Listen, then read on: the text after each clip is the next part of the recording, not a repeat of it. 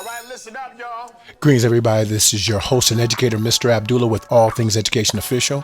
If you like what you're hearing, you don't like what you're hearing, please like, subscribe, and share. Leave a comment. Give me some topics. Give me some titles. Give me some things you'd like to hear in the realm of education, whether you're a parent, student, or just somebody who wants to know about education.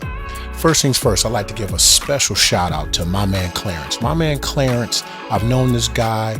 We went to school together, went to college in the same organizations together, and we had a conversation about the podcasting space, and he gave me some really good insight into what I need to be doing and who I need to be and how I need to be. And I want to say thank you, brother. I know your wife may not like me, and that's cool because you were my man. Tell her I said I love her. Now, back to the topic at hand.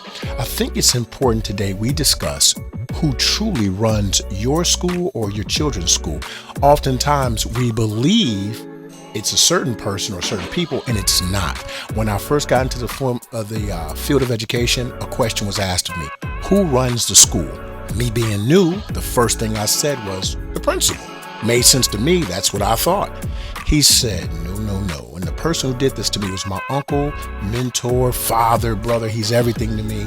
He taught me about the field of education. He said, that's not who runs the school. And he broke it down, who runs the school and why. And I think it's very, very important that we today give them their love, give them their flowers, and we acknowledge them as a vital part of the educational system.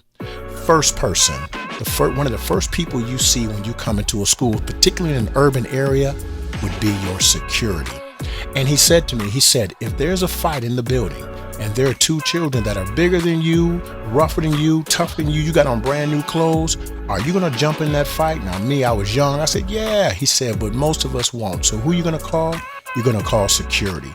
Not to mention, most of the time, security, like a lot of the people that make this list, they have their ear to the streets. They know the children, they know the parents, they know the family, and they have a true insight of what's going on. And I'm going to tell you something. The security, they are some of the funnest, funniest people you ever want to get rocking with because they know everything, and it's just so much fun talking to them and building with them. Second person you need to know, your front desk staff. We're talking your clerks, your secretaries, because guess what? If you want to talk to the principal, you want to talk to the vice principal, you got to go through them. You want to get your payroll right. You want to get your checks coming in. You want to get those extra hours. You want to be excused a little bit, come a little late, leave a little early. Sometimes you need that little cushion.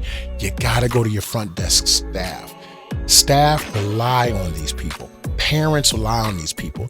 They get out the correspondence. They let the parents know what's going on in the school. They let the kids know what's going on in the school. Sometimes kids just aren't paying attention in class. They don't know what the hell is going on. And they go to the front desk. What am I supposed to wear tomorrow?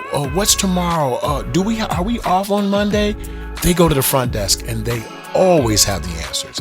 Me personally, where I am currently, if it were not for my front desk staff, I think I probably would have been fired by now. Let's go on. Number 3, your custodians. Have you ever walked into a middle school bathroom at any point in time of the day? I have, and they are terrible, especially the boys' room. But guess what? There's somebody there every day that cleans that, takes care of it. If there's a throw up, if a kid throws up, if there's a spill, you got to call these people. They take care of the building. There's a man that I work with. I won't say his name because I'm not sure how he feels about being identified on something like this, but I'm going to tell you something. We get burned out as educational staff, and sometimes you got people who take a day off. Some people that have a lot of days in their bank, they take off one day a week. But I'm going to tell you something. Most of your custodial staff, they are there faithfully every day, taking care of business, making sure that school is running the way it needs to run. You got to give them the love. People think they're invisible. I don't. I acknowledge them as some of the key movers and shakers in that building. They have their ears to the ground. They know what's going on. They tell me things before I even could think they're going to happen. I know because they give me that information. Next on the list, your lunch ladies. Now, I'm going to share a little story. When I first got into education, I was broke. I'm talking broke. I was living off Lunchables and I mean, it was bad. It was real rough for me. So guess what I did? I went to the lunch ladies. Hey, can you make me a little plate of that food over there? Like, yeah, I got you. Make me some food, keep me abreast. Not to mention, I would walk into the lunchroom. Sometimes they would let me know it's about to go down, because not a lot of times in the lunchroom, that's when it went down. So I would say, yo, good looking out. I'm glad you let me know. They would put me on the information. And most importantly, going back to point number one and regarding the lunch people, the lunch staff, they fed me, and it was rough for me a lot of times. Next, aides and paraprofessionals. These are your individuals who work with your special education students, behavioral students. They help the teachers get their lessons together, organize the class. These people are very, very important. And a lot of times they're relatively young or they're really, really old. So, and you benefit both ways. If they're really young, they can connect with the students. They know what the teacher's going to give them. They know how the children are going to respond. If they've been there for a while, well, they know the parents. They know the grandparents. Most oftentimes, they live in the community in which you're working. So they can tell you things that may have happened over the weekend, after school, before school. They have their ear to the ground. They're extremely important, and they help the school move forward. Finally, last but definitely not least, are your tradesmen. Now, these people are your painters, your plumbers.